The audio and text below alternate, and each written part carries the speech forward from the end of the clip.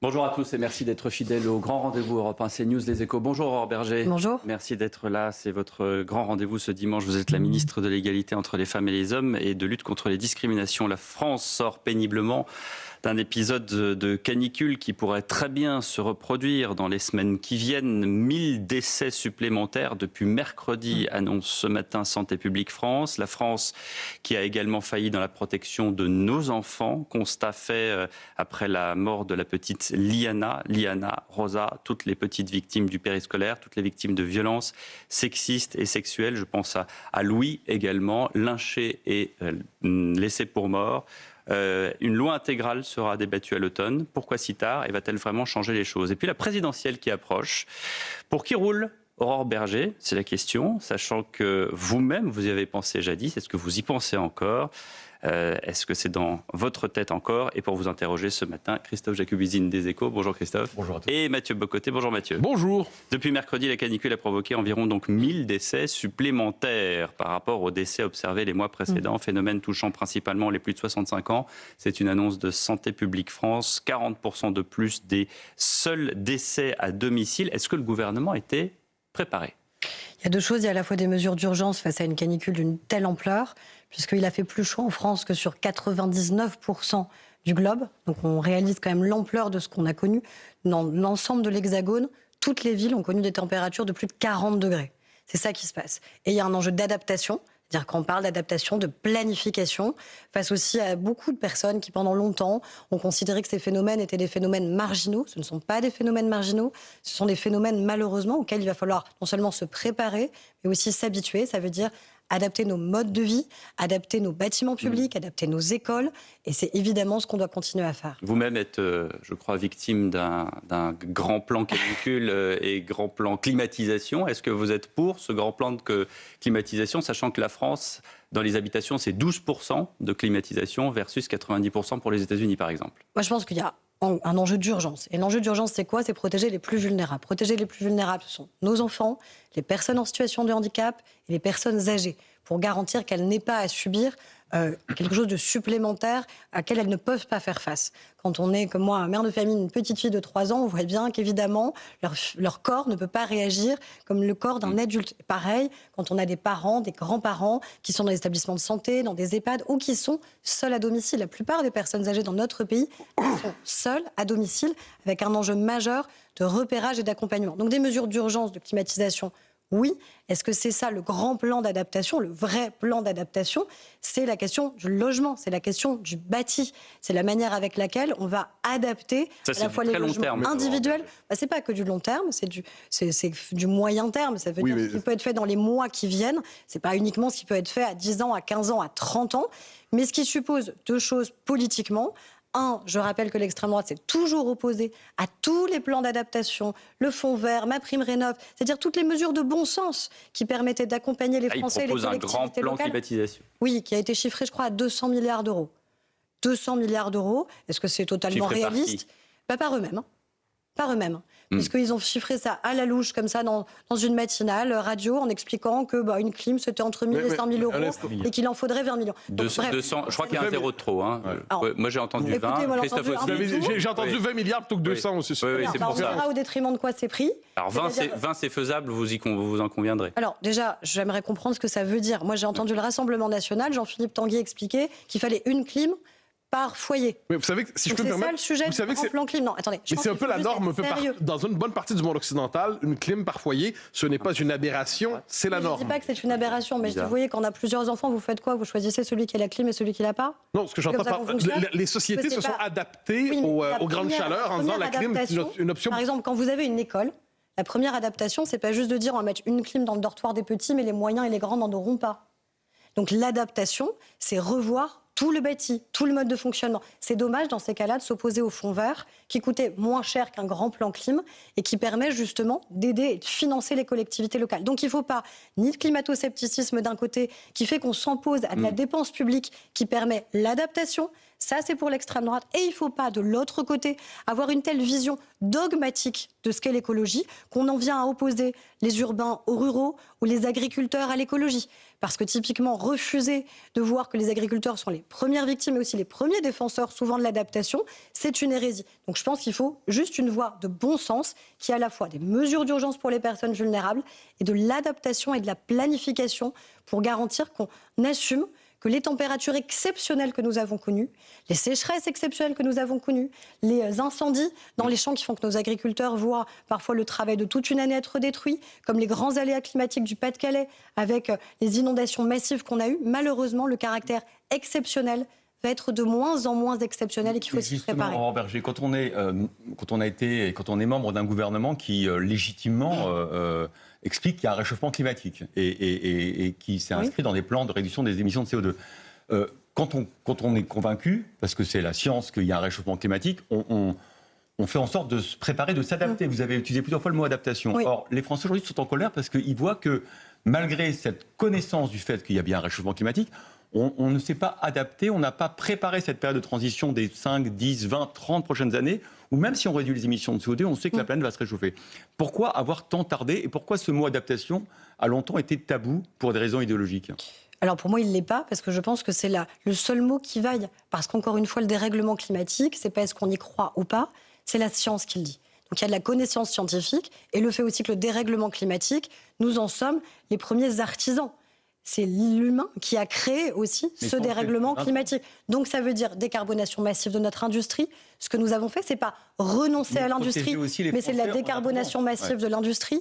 Ça veut dire aussi des choix, quand on parle d'électrification du pays, parce que ce sont des choix qui sont nécessaires, tant sur la question automobile que sur la question de l'énergie nucléaire, là où on voit bien que justement l'aspect dogmatique a parfois pu l'emporter au détriment, là encore, de la connaissance scientifique. Ça veut dire l'accompagnement de notre agriculture, parce que si on veut être souverain en matière alimentaire, ce qui me paraît absolument essentiel en termes de compétitivité et juste pour accompagner les Français, ça veut dire accompagner les agriculteurs. Donc je pense qu'il faut sortir de ce double scepticisme, c'est-à-dire à la fois ceux qui pendant longtemps ont combattu l'idée qu'il y ait un dérèglement climatique, alors que évidemment il existe et qu'on le constate jour après jour, nuit après nuit, et d'une autre côté, un dogmatisme qui a opposé les Français, qui a hystérisé parfois presque la question. Le rôle du gouvernement, c'est, j'imagine, d'apaiser et de dire la vérité. Si on est d'accord, le Premier ministre a affirmé sur X que la situation est maîtrisée, notamment dans les EHPAD.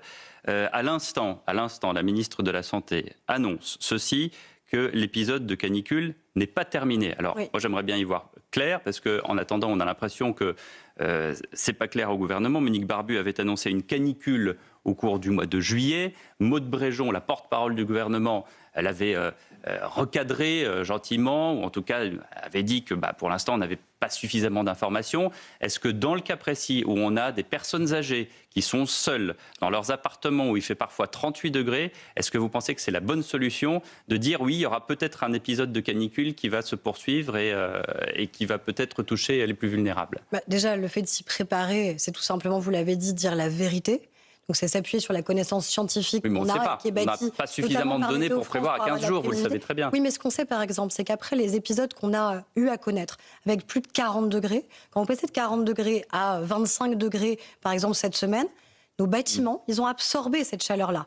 Et ça ne va pas immédiatement diminuer. D'ailleurs, on l'a vu, on l'a tous constaté dans nos habitations cette nuit. On a vu la température diminuer. Ce n'est pas pour autant qu'on a absolument mieux respiré comme on le faisait il y a 10 jours. Donc on sait que ça prend du temps pour désescalader, en fait. Vous conviendrez qu'il y a eu un petit couac au gouvernement qui n'était pas nécessaire ? Sans doute qu'il y a des paroles inutiles. Ce qui compte, c'est comment on protège, à la fois dans les mesures d'urgence, parce qu'encore une fois, il n'y a pas de dogmatisme, c'est-à-dire on refuse la climatisation quand on a des personnes qui sont en souffrance immédiate, les enfants, les personnes handicapées, les personnes âgées, et singulièrement celles qui sont seules à domicile et sur lesquelles il faut avoir une attention renforcée. Mais évidemment, s'adapter, c'est pas uniquement mettre des clims partout, s'adapter nos comportements, s'adapter nos industries, s'adapter notre agriculture. Je comprends la transformation globale de la société, mais là, dans les prochaines semaines, les prochains mois, dans la prochaine année, votre transformation globale n'arrivera pas aussi rapidement. Mais le fait est qu'à la prochaine canicule, et la suivante, les gens, et pas seulement les vulnérables, le commun des mortels va souffrir. Le commun des mortels en souffre vraiment. Et vous ne trouvez pas que quelquefois dans le discours public, chez ceux qu'on appellera les climophobes, ceux qui ont une forme de phobie de la climatisation, souvent eux-mêmes profitent des bienfaits de la climatisation tout en expliquant que c'est pas bon pour les autres. Il n'y a pas un côté un peu dans le discours public, une forme d'hypocrisie par rapport à cela? Peut-être de la part de certains, pas de moi. Encore une fois, il n'y a pas de dogmatisme à dire qu'évidemment, si les Français veulent se doter de climatisation, ils peuvent le faire. Le rôle de l'État, c'est quoi? Le rôle de l'État, c'est garantir déjà que dans ses propres bâtiments publics, cette adaptation, elle soit au rendez-vous. C'est d'accompagner les collectivités, puisque l'école dépend des collectivités pour que ça puisse être le cas. Et c'est vrai que là, on a vu, que ce soit les collectivités ou l'État, où il y a eu une forme d'urgence à agir parce qu'on a eu des températures que nous n'avions jamais connues dans cette ampleur et dans cette durée. Oui. Sauf qu'encore une fois, le caractère exceptionnel va être de moins en moins exceptionnel dans les mois et les années qui viennent. Pour un congé climatique, comme le propose? Non. Je ne suis pas pour un congé climatique. Je suis pour qu'on respecte le droit du travail et la santé au travail, ce qui est déjà ce qui existe. C'est-à-dire qu'évidemment, ça n'est pas la même chose d'être comme nous sur un plateau de télévision et de devoir travailler dehors avec des températures de 40 degrés sur un bitume qui est, lui, à 60 ou 70 degrés. Donc c'est du bon sens pour garantir, encore une fois, la santé au travail des Français. Et je ne pense pas qu'il y ait besoin de congés pour ça. Je pense qu'au contraire, il faut que la France travaille plus. Et la France travaille plus dans de bonnes conditions. Ce matin, dans le JDD, la maman de Louis, 17 ans, lynchée, laissée pour mort par une bande de jeunes de son âge, qu'il connaissait d'ailleurs par ailleurs au travers des foyers de l'ASE, l'aide sociale à l'enfance, témoigne. Elle explique plusieurs choses. D'abord, elle explique que Louis était diagnostiqué TDAH lorsqu'il avait 6 ans, qu'à 17 ans, pour différentes raisons, et notamment familiales, le foyer de l'ASE était la dernière solution pour ses parents, qui d'ailleurs restaient en contact avec les gens du foyer. Elle demande que les agresseurs qui ont filmé ce lynchage, comme pour laisser un trophée, soient jugés comme des adultes. Et vous? Elle a raison. Déjà, je veux saluer l'immense dignité de cette mère, et des mères en général. Mère MERES, parce que la mère d'Elias, la mère de Thomas sont les mères qui témoignent, sont les mères qui alertent l'opinion publique quand il y a des drames qui font que des enfants ont été lynchés, assassinés par des bandes à la fois sauvages ou barbares, vous employez le terme que vous voulez. Et oui, à partir du moment où on tue comme un adulte, on doit être jugé comme un adulte. Et aujourd'hui, cette exception de minorité, elle a été utilisée seulement 2 fois depuis 1945. 2 fois, cette exception seulement a été utilisée. Alors que donc, c'est possible. C'est-à-dire que sans changer la loi, sans modifier la Constitution, il est déjà possible de justifier au regard de circonstances exceptionnelles que quelqu'un qui est mineur peut être jugé comme un majeur. Donc ce serait possible pour le cas de Thomas, puisque le procès va avoir lieu dans quelques mois. Ce serait possible pour le cas d'Elias, ce serait possible pour le cas de Louis. Qu'est-ce qui aujourd'hui l'empêche, si ce n'est une part de dogmatisme? Mais Aurore Berger, pour reprendre la logique de la première partie de l'émission, vous disiez à propos du climat, l'exceptionnel est de moins en moins exceptionnel et de plus en plus la norme. Eh bien, la violence sauvage des mineurs est de moins en moins l'exception et de plus en plus la norme. Elle se normalise, elle se diffuse. Nous sommes habitués, on est presque insensibilisés tellement ça se multiplie. Heureusement, je crois qu'on n'est jamais insensibilisés. Non, j'entends par là, les noms s'accumulent et on en vient à les perdre parce que ces événements arrivent presque chaque semaine. Alors, devant cela, est-ce qu'il ne faut pas ajuster la justice pour tenir compte de ce qu'est un mineur aujourd'hui? Le lynchage, je parlais de Thomas, je parlais d'Elias. En 3 ans, il y a eu Thomas, il y a eu Elias, il y a eu Louis. Et c'est évidemment 3 enfants de trop et 3 meurtres de trop. Et en plus, dans des conditions absolument Vous pouvez rajouter Philippines, vous pouvez rajouter Lola. Il y a d'autres cas. C'est pas la justice des mineurs, Philippines. C'est un autre sujet dont on peut évidemment parler. Mais je parlais du sujet de la désinhibition de la violence et de la violence en particulier des mineurs. Donc, il y a eu... Mais les violences sexuelles sur mineurs sont souvent faites par des mineurs aussi, par exemple. Quand on parle de l'inceste, c'est d'abord des adultes. Il y a des circonstances, vous dites, exceptionnelles. Gabriel Attal a voulu instaurer une dérogation de l'excuse de minorité dans sa loi visant à durcir la justice pénale des mineurs en 2025. Le Conseil constitutionnel a estimé que la loi contrevenait aux exigences du principe fondamental de relèvement éducatif et moral des mineurs. Vous parliez de dogmatisme. Est-ce qu'il y a un dogme également chez les juges constitutionnels? Le droit depuis 1945 sur la justice des mineurs, il dit quoi? Il dit une chose assez simple et je pense sur laquelle on peut tous s'accorder, c'est qu'évidemment on ne juge pas de la même manière un enfant et un adulte. Très bien sur le principe. Mais là on ne parle pas d'enfants qui ont fait une bêtise.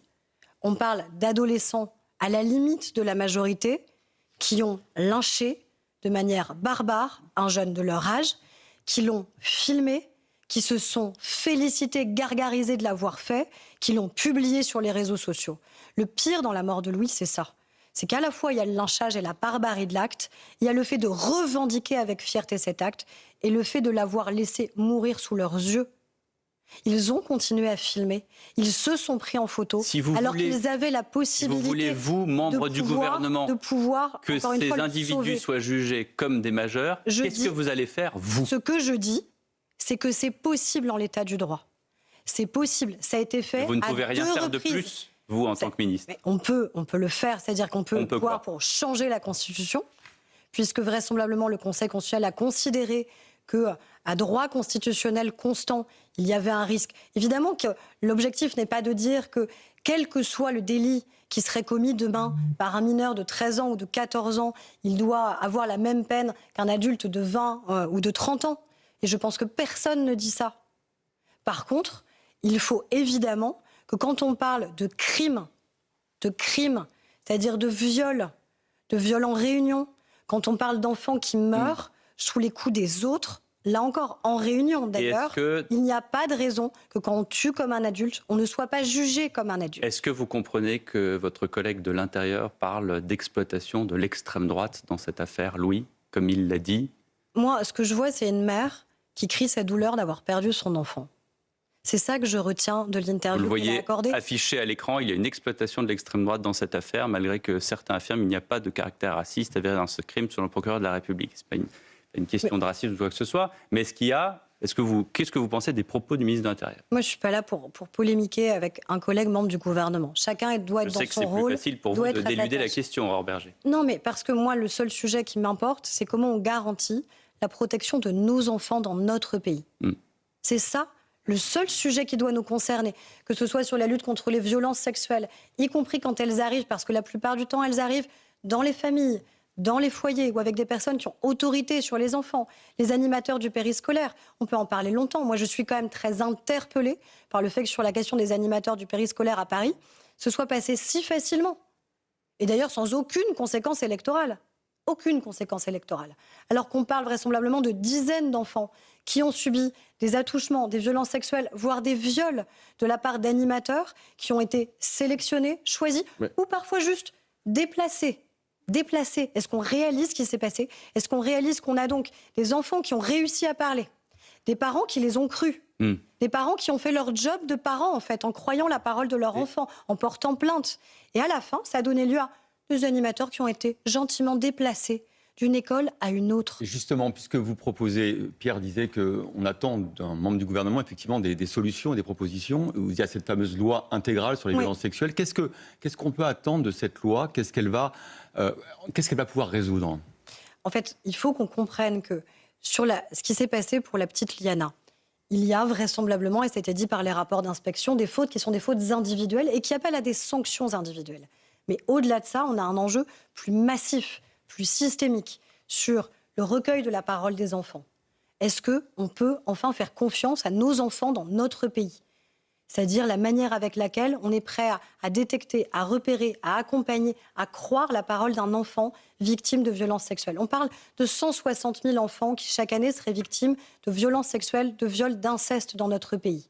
Donc il faut entendre non seulement ce chiffre, mais les vies qui sont derrière. Parce que ce sont des vies qui sont brisées tout au long de la vie, justement. Parce que c'est les personnes en lesquelles les enfants ont le plus confiance qui les abusent. Tous ces enfants ont été entendus. Il y a eu des procès. Les enfants n'ont pas toujours été entendus. Il n'y a pas 160 000 plaintes par an. Il y a 160 000 enfants dont on considère qu'ils seraient victimes de violences sexuelles ou de viols. Mais on n'a pas 160 000 plaintes par an. Mais on a sans doute 160 000 enfants qui disent des choses. Ils ne le disent pas avec les mots que nous employons, mais ils les disent par leur comportement, par des troubles, par des manifestations qu'il faut que nous, en tant que société... Donc concrètement, qu'est-ce qu'elle va faire, cette loi intégrale ? Premièrement, deuxièmement, troisièmement, qu'est-ce qu'elle va faire ? L'idée d'une loi intégrale, c'est de dire que la question des violences sexuelles commises sur les enfants et sur les femmes, c'est pas uniquement une question police-justice.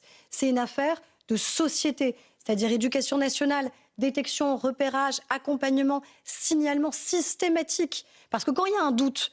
En ce qui concerne nos enfants, il ne doit pas y avoir de doute. On va vous reprocher un manque de moyens, Aurore Bergé. On va vous dire on n'a pas de moyens, on n'a pas les moyens de le faire. Les enseignants sont maintenant, et heureusement, on l'a mis en place, massivement formés justement sur comment on détecte, comment on accompagne, avec des signalements. Aujourd'hui, on a 80 000 signalements qui proviennent du monde de l'éducation nationale. Ce n'était pas le cas il y a encore 2 ans.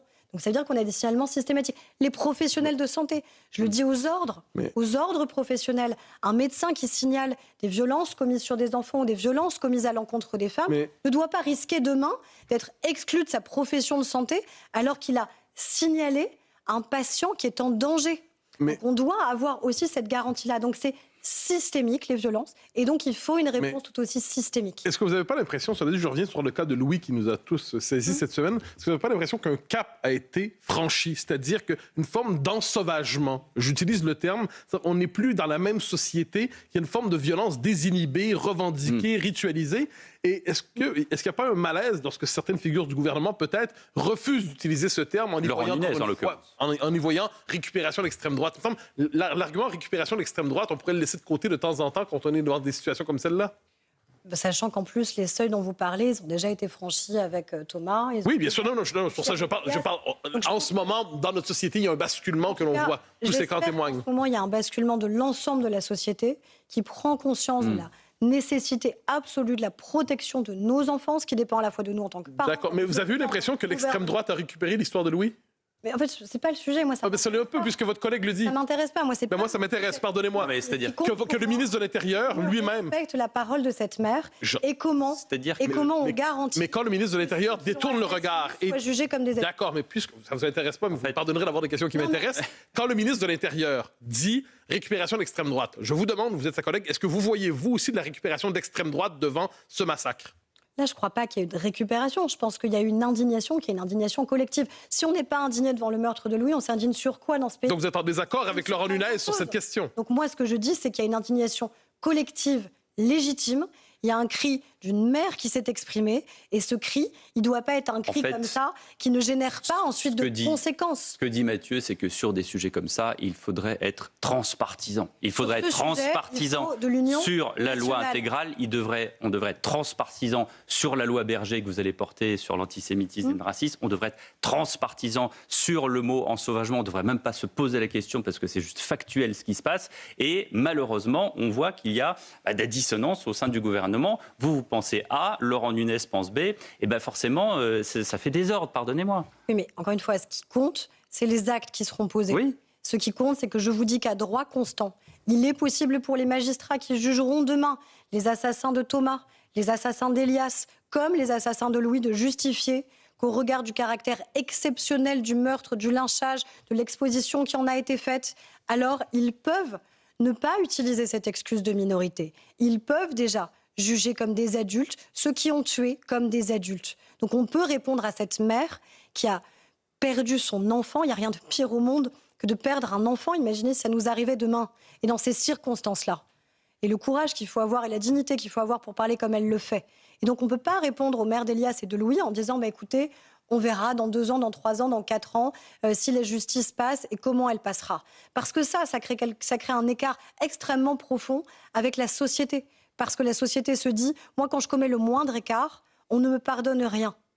Et c'est normal qu'on ne pardonne pas quand il y a des écarts. Mais là, on ne parle pas d'un écart, on parle d'un meurtre en bande organisée, dans des conditions de sauvagerie absolue, qui justifie, encore une fois, qu'ils soient jugés comme des adultes. Aurore Berger qui porte, je le disais, cette proposition de loi qui porte votre nom, la loi Berger, qui vise à renforcer la lutte contre l'antisémitisme et le racisme. Et vous portez cette loi alors que la présidentielle approche. Un sondage du Figaro montre au premier tour que, premièrement, le RN est désormais stabilisé comme devant tout le monde, que ce soit Marine Le Pen ou Jordan Bardella. Édouard Philippe reste plus fort que Gabriel Attal, d'après ce sondage, au centre, que Jean-Luc Mélenchon plafonne à 12-13%. Est-ce que vous craignez, comme les fois précédentes, que Jean-Luc Mélenchon, pour l'instant, est à 12-13 et qu'il va monter très vite, très fort? Déjà, les sondages n'ont pas de vocation prédictive. Un sondage, mais il y a des précédents avec à peu près les mêmes personnages. J'entends bien, mais les sondages n'ont pas vocation à dire qui sera président de la République dans 1 an. Ceux qui ont vocation à le dire sont les Français, et c'est nous, dans la manière avec laquelle on va mener cette campagne. Vous ne pensez pas que les Français sont influencés par les sondages, justement? Moi, je pense que les Français sont beaucoup plus adultes et matures que ce que beaucoup de gens croient. Et je pense qu'ils ne se font pas influencer, ils font des choix. Ils font des choix au regard de leurs convictions, de leurs valeurs, de leurs principes, de l'actualité aussi, évidemment, et de la manière avec laquelle on y répond. Là, dans les sondages, ils le disent déjà, leur choix, parce qu'ils répondent à des questions. Sauf que le choix, la question à la fin, elle sera posée dans un isoloir, avec une urne dans laquelle on met un bulletin de vote. Et ce sera au moment de l'élection présidentielle et puis sans doute des élections législatives qui seront convoquées au lendemain des élections présidentielles. Et le choix des Français, évidemment, il dépendra aussi de l'offre politique qui sera faite. La grande question, c'est quelle sera l'offre qui sera faite à droite et au centre ? Comment est-ce qu'on va départager la course des petits chevaux ? À quel moment ça va se faire ? Quel est votre... Moi, je dis depuis des mois, et je continue, je crois que je l'ai même dit sur votre plateau. Je pense être témoin, oui. C'est pas impossible, en tout cas. Je dis depuis des mois que quand on a gouverné pendant 10 ans, il y a une logique qui s'appelle l'alternance. Et donc, si on veut assumer ça, assumer qu'il y a un risque d'alternance qui s'exprimerait en faveur, en plus du Rassemblement national, on a 2 responsabilités immenses. D'abord, celle de l'unité et du rassemblement, parce que si on s'éparpille, si on divise le nombre de candidatures des centres et de la droite républicaine, alors évidemment, on s'affaiblit nous-mêmes et on ne se donne pas les meilleures conditions pour ensuite pouvoir remporter l'élection présidentielle. Et puis, il y a ce qu'on dit aux Français, ce qu'on propose aux Français, le projet politique et le comme nôtre. si c'était un risque absolument incroyable. Parce que moi, je ne souhaite pas pour mon pays que le seul choix proposé aux Français... Après moi, le chaos, en fait. Non, c'est pas après moi le chaos. Moi, j'ai toute pas envie... alternance possible, quelle qu'elle soit, c'est pas bon. En tout cas, moi, dans l'état actuel des choses, il se trouve que si demain il y avait une alternance, on risque même d'avoir, au-delà même d'une alternance, déjà un second tour entre le Rassemblement national et la France insoumise. Mais c'est par pas exemple, ce que je Édouard souhaite. Philippe, pour vous, c'est pas une alternance, parce que c'est quand même pas exactement la même politique, ou est-ce que c'est la même politique qui va être menée ? Ce sera jamais la même politique, parce que de toute façon, après 10 ans d'exercice du pouvoir, ce ne sera pas la même personne, ce ne sera pas les mêmes équipes. Il y aura évidemment du renouvellement, mais on ne peut pas faire semblant. Les Français savent qu'on a gouverné ensemble ces dernières années, c'est-à-dire Horizon, le Modem, Renaissance, les Républicains. Si on parle d'Édouard Philippe, on parle d'un homme qui a demandé à la démission du président de la République. On n'oublie pas ça. Oui, mais surtout, on a gouverné ensemble. D'accord. On a aussi demandé la démission du président actuel. Ça fait 9 ans que je suis députée, puis ministre sous Emmanuel Macron. Donc les Français, ils le voient, vous voyez. Et donc on ne va pas faire semblant de ne pas avoir gouverné et de ne pas avoir gouverné ensemble quand même. Et de vous rappeler à la démission. Je trouve très... pessimiste, vous dites... non, je suis réaliste sur l'urgence qu'on a. C'est normal que les Français veuillent de l'alternance. Alors du coup, comment vous allez faire pour donner envie ? Est-ce que, par exemple, vous pourriez faire un droit ou un devoir d'inventaire par rapport aux 10 ans de politique que vous avez menés ? Non, mais déjà, unité rassemblement. Moi, ça fait des mois que je dis qu'il faudrait une primaire pour se départager. Oui, mais vous dites que même si un rassemblement, les Français... Sinon, il va se passer quoi ? Peuvent avoir envie d'alternance. Non, mais il va se passer quoi s'il n'y a pas de primaire ? S'il n'y a pas d'organisation et de sélection en fait, d'un candidat ou d'une candidate, on va nous expliquer justement que ce sont les sondages qui vont départager. Et puis ce sera quand la date du départage ? À l'automne, décembre, en janvier, en février, en mars ? Évidemment, chacun n'aura pas le même point de vue en fonction de son positionnement justement par les instituts de sondage. Donc le risque, il est que ça se finisse très tard, trop tard pour apparaître sincère aux Français. Donc moi, je pense qu'il faut que dès cet automne, on soit en capacité de tous se réunir, tous se rassembler, et de se dire qu'on a la nécessité et une urgence à agir pour porter cette campagne ensemble. Si on ne le fait pas à l'automne, on se met en risque. C'est ça que je dis tout simplement. C'est un devoir de lucidité, je crois. Alors, 1er juillet, vous présenterez, que dis-je, le projet qu'on dit la loi Berger. 9 juillet. Pardonnez-moi, je me suis trompé de quelques jours. Le projet de loi Berger, donc sur la loi Berger sur la lutte contre le racisme, et ainsi de suite, avec une disposition particulière. Et l'antisémitisme. Vous proposez de condamner à l'inéligibilité ceux qui seraient condamnés pour propos racistes ou de cette catégorie.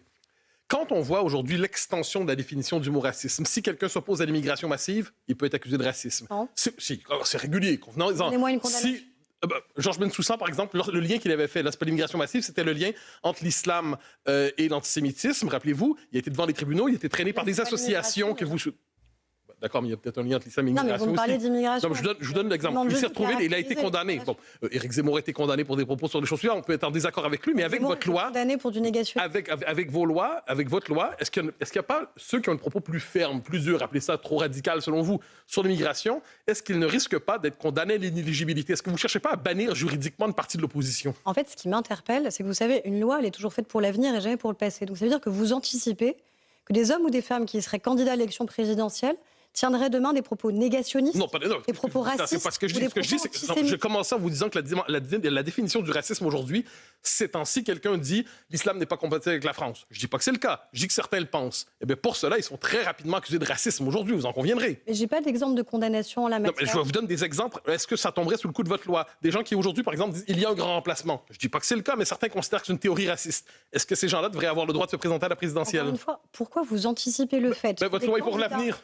pourquoi vous anticipez le fait que des candidats à l'élection présidentielle tiendraient demain... Je vous annonce que demain, Éric Zemmour, non, laissez de côté le négationnisme. Je vous ai, Éric Zemmour demain dira qu'il y a...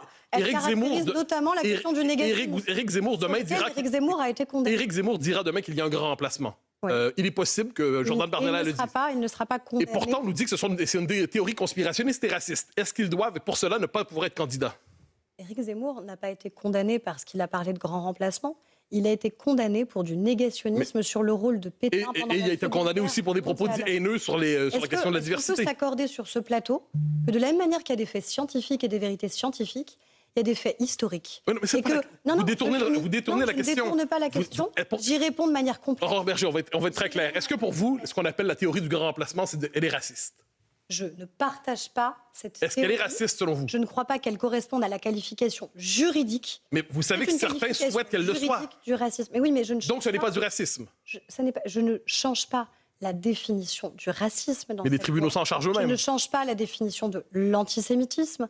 Je dis juste qu'encore une fois, on n'a pas le droit, dans notre pays, de considérer qu'on peut jouer avec la vérité historique. Des pays le pensent.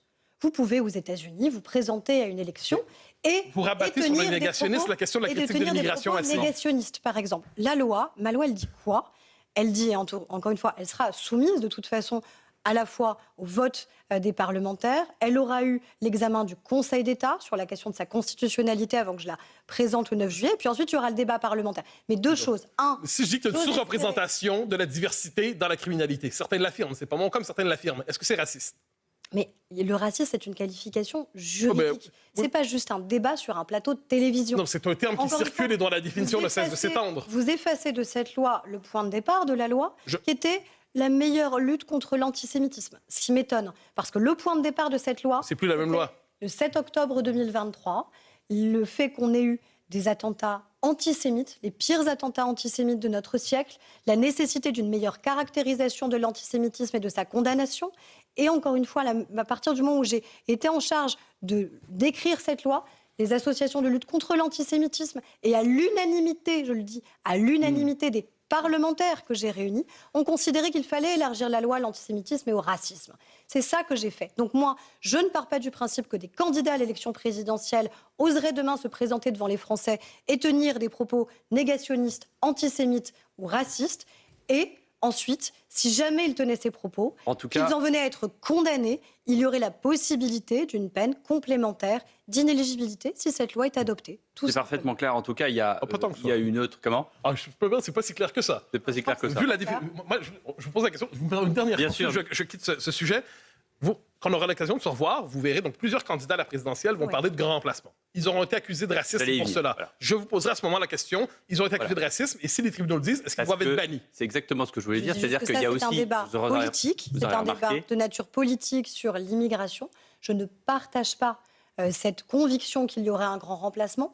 Les chiffres d'ailleurs de notre pays, statistiques, ne démontrent pas qu'il y aurait un grand remplacement dans notre pays. Donc quand Jean-Luc Mélenchon, lui, s'enorgueillit du grand remplacement en disant, voilà, vous avez entendu comme moi le discours de Saint-Denis, où justement il met en exergue ce grand remplacement dont il est fier, et que le maire de Saint-Denis, Bali Bagayoko, déclare dans un entretien avoir contrarié la norme blanche du pouvoir. Qu'est-ce que ça veut dire exactement pour vous? Que l'extrême droite et l'extrême gauche sont les deux faces d'une même pièce. Et qu'on a l'extrême droite qui hurle le risque du grand remplacement. Le pouvoir, c'est vous. Qu'on a l'extrême droite qui hurle au grand remplacement et qu'on a l'extrême gauche qui se félicite d'un grand remplacement qui n'existe pas. Parce que les deux se nourrissent. Et parce que les deux veulent être en tête-à-tête dans un an au second tour de l'élection présidentielle. C'est la raison pour laquelle je pense qu'au milieu, il y a une seule ligne à tenir. Ça s'appelle la République. Mais quand Mélenchon dit, par exemple, dans la France toute blanche... républicain et universaliste, on n'accepte pas ni le racisme, ni l'antisémitisme, ni qu'on puisse discuter et débattre de vérités historiques comme la question du négationnisme. Et quand Mélenchon dit, par exemple, parlant de la France, tout blanc, tout moche, c'est raciste pour vous? Je trouve que c'est surtout très bête. Non, mais est-ce que c'est tout blanc, tout moche, est-ce que c'est raciste? Mais dans ces cas-là, qu'il souhaite attaquer. Non, mais la question, pour vous, ministre, vous n'hésitez pas à qualifier les gens. Et vous non plus. Et donc, je considère que dans ces cas-là, s'il y a un doute, c'est quoi? Eh bien, il y a des associations qui peuvent attaquer. Et s'il était condamné pour cela, il ne pourrait pas se présenter aux élections? Il pourrait y avoir ensuite, encore une fois, s'il était condamné pour racisme, il pourrait y avoir ensuite une peine complémentaire d'inéligibilité qui pourrait, conditionnelle, être prononcée. Donc ça n'est pas moi qui prononce les peines dans ce pays. Donc je suppose que je ne vous repose pas la même question de savoir s'il y a un deuxième tour RN-LFI pour qui vous votez. Mais parce que je vais tout faire pour qu'il n'y en ait pas, le deuxième tour entre le Rassemblement national et la France insoumise. Parce que c'est ça notre responsabilité. Ma responsabilité, c'est pas que le pire arrive. Ma responsabilité, c'est de démontrer que justement, on peut continuer à bosser, on peut continuer à obtenir un certain nombre de résultats. Vous mettez dans le même sac, Aurore Bergé ? Mais parce que regardez les sujets dont on parle. Encore une fois, je pense que oui, c'est les deux faces d'une même pièce. Je pense qu'ils sont de nature différente, qu'ils ont des histoires politiques différentes, mais qu'à la fin, le risque d'hystérisation du pays, de conflictualisation du pays, oui. Sur les questions économiques, d'ailleurs, en quoi sont-ils différents ? Le Rassemblement national a voté main dans la main avec la France insoumise contre la réforme des retraites, contre la réforme de l'assurance chômage, contre toutes les réformes du droit du travail qui permettent aux chefs d'entreprise de pouvoir recruter plus facilement dans notre pays. Vous appelez à des sujets transpartisans. Il y a eu des votes aussi concordants. C'est bien dommage qu'il y ait des votes transpartisans qui alourdissent la fiscalité dans notre pays au détriment du travail, au détriment de nos entreprises. Et malheureusement, c'est ce que font régulièrement les députés du Rassemblement national et de la France insoumise. Là, tout est transparent, tous les votes se retrouvent. Il ne faut pas faire juste des déclarations d'amour aux chefs d'entreprise. Il faut leur donner des preuves d'amour. Dans ces cas-là, il suffit de regarder les votes du Rassemblement national sur le sujet. Une dernière question, puisqu'on parle de la présidentielle. Le chef du gouvernement, Sébastien Lecornu, gouvernement dont vous êtes membre, continue à progresser dans les sondages encore ce matin. Est-ce que c'est potentiellement un des candidats de ces primaires que vous souhaitez ? Je crois que lui démontre que quand on continue à agir, quand on donne le sentiment qu'on est utile pour le pays, peut-être que les Français le voient et le reconnaissent. Et c'est ça qu'il a demandé au gouvernement. Regardez les sujets dont on a parlé. Protection des enfants, protection des femmes, lutte contre l'antisémitisme et le racisme. J'ai l'impression qu'on peut être utile en étant au gouvernement. La Cour des comptes a mis en garde cette semaine contre un risque de surchauffe de la dette d'État. On va devoir payer à nos créanciers 77 milliards d'euros d'intérêts cette année. C'est plus que le budget de la Défense ou de l'Éducation nationale. Ce bilan, c'est quand même le bilan de 10 ans de présidence Macron. Est-ce que vous avez des regrets ? Pourquoi n'avoir pas réformé le pays en profondeur ? Je crois qu'on a réussi au début du premier quinquennat à réformer en profondeur. C'est à ce moment-là qu'on fait les ordonnances, par exemple, travail. C'est à ce moment-là que, d'ailleurs, on ramène le déficit à des niveaux qui n'avaient pas été connus. Et puis après, on a fait un choix, en effet, massif de protection des Français. D'autres pays ont fait d'autres choix. Et ensuite, on a vu un tissu industriel qui s'est réduit, un tissu commerçant, culturel qui s'est largement réduit. Donc c'est vrai que ça a été un choix massif de protection des Français pendant le Covid. Non, ça, je ne le regrette pas. Parce que je pense qu'on aurait perdu en compétences, on aurait perdu en talent, on aurait perdu en entreprise, on aurait perdu en emploi, on aurait eu une explosion du chômage de masse, alors qu'on a réussi ça. On a réussi quand même à débarrasser beaucoup de Français de cette angoisse du chômage, beaucoup de parents de l'angoisse que leurs enfants n'arrivent pas à s'insérer dans la vie professionnelle. Donc ça, je ne le regrette pas. Ce que je regrette, c'est qu'à partir de 2022, à partir du moment où on a été dans une logique de majorité relative et qu'il fallait donc composer et en permanence trouver des compromis, ce qui n'est pas un gros mot dans la vie politique que de faire des compromis, eh bien malheureusement dans ce pays, les compromis se sont souvent établis autour de davantage de dépenses publiques que moins de dépenses publiques. Et c'est vrai que depuis 2022, c'est ça qu'on a constaté. C'est-à-dire qu'à chaque fois qu'on voulait retirer un certain nombre d'aides qui étaient vues comme des aides exceptionnelles, on a eu l'impression que les aides exceptionnelles devaient rentrer dans le droit commun et devaient être acquises pour toute la vie. Non, il y a des aides exceptionnelles qui répondent à des situations exceptionnelles et ça, on ne doit pas s'habituer à ce niveau-là de la dépense publique. Mais moins de dépenses publiques, concrètement, quel doit être le programme du candidat que vous soutiendrez ou de vous-même d'ailleurs pour la présidentielle ? Qu'est-ce qu'on doit réduire comme dépenses et au détriment de qui ? En fait, il faut d'abord voir qu'il y a deux choses. Un, on ne peut pas augmenter la dette publique. Deux, moi je considère qu'on ne peut pas augmenter la fiscalité. D'autres considèrent qu'il faudrait augmenter la fiscalité sur les ménages ou là les entreprises. Moi je considère que pour moi, il y a deux choses absolument intangibles. Pas un euro de dette publique supplémentaire, pas un euro de fiscalité supplémentaire. Et dire d'ailleurs aux Français, pour les 5 prochaines années, on s'engage à ce qu'il n'y ait pas un seul bougé sur la question de la fiscalité. Dire ça aux Français comme aux chefs d'entreprise, je crois que ce serait de nature à soulager, à rassurer beaucoup de monde et à permettre aussi des réinvestissements. Donc pour moi, ça, c'est la copie de départ. Ensuite, il y a des impératifs. Le premier impératif, c'est quoi ? C'est la protection des Français. La protection des Français, ça veut dire qu'on sait qu'il va falloir réallouer de la dépense publique au profit de quoi ? Au profit de nos dépenses militaires, parce que ça, c'est pas un luxe, c'est une nécessité, le réarmement du pays, et qu'on a largement engagé depuis 2017. C'est la question, évidemment, on en a beaucoup parlé, police et justice, parce qu'on voit qu'on a besoin d'augmenter encore notamment les moyens humains dans la justice. Donc ça veut dire qu'on énonce ces priorités-là. Et ensuite, ça veut dire que oui, on réalloue le reste de la dépense publique en diminuant la dépense publique ailleurs. Lesquelles ? Là où on considère que ce n'est pas à l'État en permanence d'être la béquille sur un certain nombre de sujets. Par exemple, qu'est-ce qu'on coupe ? Moi, je suis d'accord, la tronçonneuse de Milei, je comprends. Qu'est-ce qu'on coupe ? Vous avez peut-être un scalpel un peu émoussé. Qu'est-ce que vous coupez avec votre scalpel ? Une tronçonneuse ou un scalpel, peu importe. Je suis pas sûre que les Français, ça les rassure. Un objet contondant. On va venir avec un objet contondant. On voit qu'on a une démographie, par exemple, qui a évolué de manière assez évidente. La démographie, ça, c'est prévisible. On sait le nombre d'enfants qu'on aura dans nos classes, par exemple, dans 10 ans, dans 15 ans, dans 20 ans. Donc, est-ce que ça veut dire qu'il faut garder le même nombre d'enseignants dans 10 ans, dans 15 ans, dans 20 ans ? C'est explosif de dire qu'il faut baisser le nombre d'enseignants. Non, mais c'est un débat qu'on doit avoir. La présidentielle, ça sert à quoi ? La présidentielle, ça sert à poser des questions, pour le coup, tranchantes, et à y apporter des réponses tranchantes. Donc, moins de profs. Poser la question aux Français en disant... On a une démographie. Le candidat doit avoir des réponses et pas que des questions. On a une démographie aujourd'hui qui, malheureusement d'ailleurs, moi ça m'interpelle et ça m'inquiète, mais une démographie qui est en berne, avec de la dénatalité. Est-ce que ça veut dire qu'on doit avoir le même niveau d'enseignants dans 10 ans, pas cette année, mais dans 10 ans, dans 15 ans, dans 20 ans qu'aujourd'hui. Mais le propre d'un politique, c'est pas seulement de poser des questions, c'est d'avoir des réponses. De votre point de vue, moins de profs. Je considère que ça doit être un débat arbitré pendant la campagne présidentielle. Plus cher quand même, parce que oui, les mais profs ça peut être le corollaire, justement. Oui. Ça peut être aussi le corollaire en termes de promesses. Et que vous payez ceux qui restent plus cher, vous n'avez pas coupé. Non, mais se dire, où est-ce qu'on coupe ailleurs ? Il n'y a rien de plus prévisible que la démographie. Où est-ce qu'on coupe ailleurs ? C'est déjà un effort qui serait extrêmement important.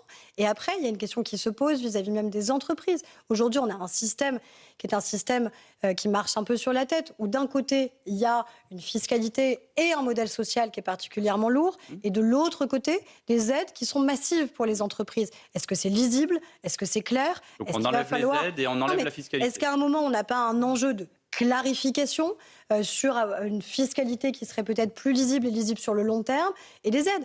Est-ce que c'est à l'État de socialiser une partie des salaires ? Ça existe aussi. Donc toutes ces questions-là, elles doivent évidemment être arbitrées. Par contre, je ne pense pas qu'on puisse mentir. Mentir, ce serait de dire qu'on peut alourdir la dépense publique et donc alourdir la dette, ou avoir la solution de facilité d'augmenter la fiscalité. Sur les retraites, est-ce que c'est un débat qui doit refaire partie du débat présidentiel ? Nos amis allemands, vous avez vu la semaine dernière, engagent une réforme des retraites à la fois avec la capitalisation obligatoire pour tous les Allemands et le chemin vers la retraite à 70 ans. Non mais en fait, ce serait une hérésie que ce débat disparaisse.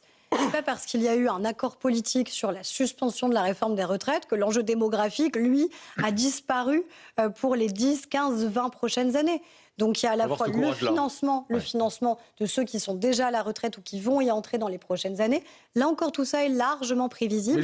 Et donc la nécessité de travailler plus. Mais vous avez plusieurs manières d'aborder la question des retraites. Mais globalement, la France est faite de symboles là-dessus. 60, 62, 65, 67. Est-ce que vous posez la question de l'âge ? Est-ce que vous posez la question des annuités ? C'est pas le même débat. Ça ne rapporte pas la même chose. Est-ce qu'on pourrait se tenir qu'aux annuités, par exemple, sans en disant, peu importe l'âge, vous avez commencé à travailler, peu importe. Voilà, tant que vous avez vos annuités, vous travaillez jusqu'à la fin de vos annuités.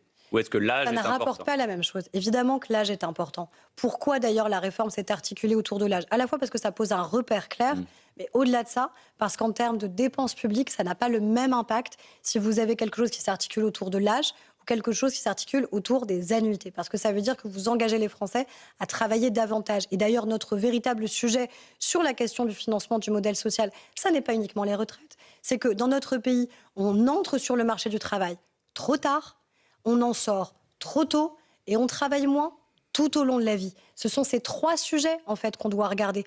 L'inclusion économique des jeunes. On voit qu'aujourd'hui, ça s'allonge année après année et c'est un problème et c'est un défi. D'autant plus qu'avec l'intelligence artificielle, les cartes vont être largement rebattues sur la question du diplôme, le rapport au diplôme, la question des études, la durée de ces études, l'adéquation de ces études par rapport au marché du travail. La question, encore une fois, de la sortie du marché du travail. Aujourd'hui, dès 55 ans, vous êtes considéré comme un super senior dans notre pays. Et donc, ça pose des difficultés majeures. Et puis, le temps de travail, à la fois tout au long de l'année, mais le temps de travail donc, tout ça, c'est à réorganiser. Oui, c'est à réorganiser. En tout cas, je pense qu'il ne faut pas que la campagne présidentielle de 2027 soit la réédition de 2022. C'est-à-dire qu'il faut qu'on assume que les questions les plus tranchantes soient posées de manière très claire et nette. Oui, parce que d'autres débats très légitimes l'ont emporté. Le retour de la guerre sur le continent européen, c'était quand même totalement légitime que vous nous posiez d'abord des questions, évidemment, sur la question de l'Ukraine, sur la question du retour de la guerre et de ses conséquences. Qui n'est pas fini. Sauf qu'il faut évidemment que les questions qui sont au cœur du modèle social, ou les questions d'immigration aussi, soient clairement posées en 2027. Aurore Bergé, vous êtes invité souvent sur notre chaîne pour exposer vos idées, vos opinions, pour expliquer votre idée de la société en tant que ministre. C'est encore le cas ce matin. Avez-vous une seule fois eu l'impression que on vous critiquait tout le temps, qu'on remettait en cause tout ce que vous disiez, qu'on minimisait sans cesse l'action du gouvernement? Vous voulez dire ici, sur ce plateau? Là, par exemple. Je trouve que j'ai parfois des désaccords avec Mathieu Bock-Côté, par exemple, mais ça s'appelle le débat démocratique. Mais ça s'appelle le débat démocratique. Oui. Est-ce que c'est le rôle, dans ce cas de l'ARCOM, l'Agence de régulation des médias, de mettre en demeure CNews précisément pour cette raison? Maxime Saada, le patron du groupe Canal, met en relief le grief de l'ARCOM, la répétition marquée s'observe principalement s'agissant de l'action de l'exécutif en raison de positions perçues comme insuffisamment fermes ou cohérentes. C'est-à-dire, en gros, plus on critique le gouvernement, plus on risque de fermer CNews. C'est ça l'idée de l'ARCOM. Comment est-ce que vous interprétez cette mise en demeure de l'ARCOM, très, très concrètement? L'ARCOM a mis en demeure, je crois, Radio France très récemment au nom du pluralisme, en considérant qu'il fallait que Radio France soit beaucoup plus attentif, notamment aux invités qui étaient ceux, par exemple, du Rassemblement national. Donc ça veut dire que l'ARCOM, on ne peut pas à la fois saluer une décision quand on considère qu'elle va dans le sens du pluralisme et la regretter quand elle irait dans un autre sens. L'ARCOM doit faire son travail, c'est-à-dire garantir une différence entre les temps de parole des politiques et un pluralisme redéfini de manière quelque peu stratosphérique. Est-ce que vous n'avez pas l'impression que l'ARCOM s'invite dans notre comité de rédaction en disant tiens, votre ligne éditoriale, ça va être ça, et puis vous allez moins critiquer le gouvernement? Ni au gouvernement, ni à quiconque de faire une ligne éditoriale. Évidemment, ça s'appelle le pluralisme, ça s'appelle la démocratie, ça s'appelle le débat d'idées. Après, il y a des règles qui doivent être respectées sur le temps d'antenne, par exemple, des partis politiques, parce que les chaînes de télévision, notamment, ont des fréquences qui sont mises à disposition gratuitement. Et en échange de ça, il y a un certain nombre de règles que les chaînes doivent respecter. Notamment, en effet, garantir qu'Aurore Bergé ne soit pas la seule à être invitée sur vos plateaux. Mais je crois que je ne suis pas la seule à être invitée sur vos plateaux. Je suis heureux d'entendre ce matin un ministre du gouvernement dire non, ça n'est pas le gouvernement de dicter aux chaînes privées ce qu'elles doivent dire et ce qu'elles ne doivent pas dire à travers l'ARCOM qui est soi-disant indépendante. J'espère que dans notre pays, ce ne sera jamais le cas. Que ce ne sera jamais un gouvernement qui décidera de la ligne éditoriale des médias, qu'ils soient privés ou publics. Oui, de ce point de vue, vous ne sentez pas une forme de petite tentation un peu liberticide dans la vie publique? Aujourd'hui, les voix qu'on n'aime pas, on préfère les faire taire plutôt que d'y répondre. C'est pas une tentation qui est... Au-delà de cette décision, d'ailleurs. Je dis le paysage dans lequel on évolue aujourd'hui. Il n'y a pas une petite tentation liberticide, une petite musique liberticide qui se dit c'est un propos inacceptable, je ne veux pas l'entendre, c'est un délit, c'est ça. Il me semble qu'une démocratie est riche de la contradiction des idées. Riche de la contradiction des idées, oui. Mais étant ministre en charge de la lutte contre l'antisémitisme et le racisme, il y a des choses qui relèvent du débat d'idées. Il y a des choses qui ne relèvent pas du débat d'idées. On ne débat pas de l'antisémitisme, on le combat. On ne débat pas du racisme, on le combat. Et donc ça, je crois que c'est des choses sur lesquelles, dans notre pays, depuis longtemps, on s'est accordé. Ce n'est pas le cas dans toutes les démocraties. Démocraties qui considèrent qu'on peut débattre de tout, encore une fois, même de les vérités scientifiques ou historiques. Donc moi, je pense qu'on a la chance d'avoir un paysage médiatique qui est extrêmement diversifié dans notre pays, télévisuel, radiographique, médias évidemment papier et en ligne, et tant mieux. Parce que ça veut dire que les Français peuvent confronter des points de vue différents et peuvent se faire leur propre avis. C'est pour ça que je pense que les Français ne sont pas sous influence. Les Français sont des adultes et les Français feront leur choix à l'élection présidentielle au regard, encore une fois, de leurs propres convictions et de leurs propres valeurs. Et puis après, ils choisiront aussi celles et ceux qu'ils ont envie de regarder ou d'entendre. En tout cas, merci beaucoup de votre soutien ce matin, Aurore Bergé, pour la liberté d'expression et le pluralisme sur nos antennes, sur CNews et sur Europe 1. Très bon dimanche.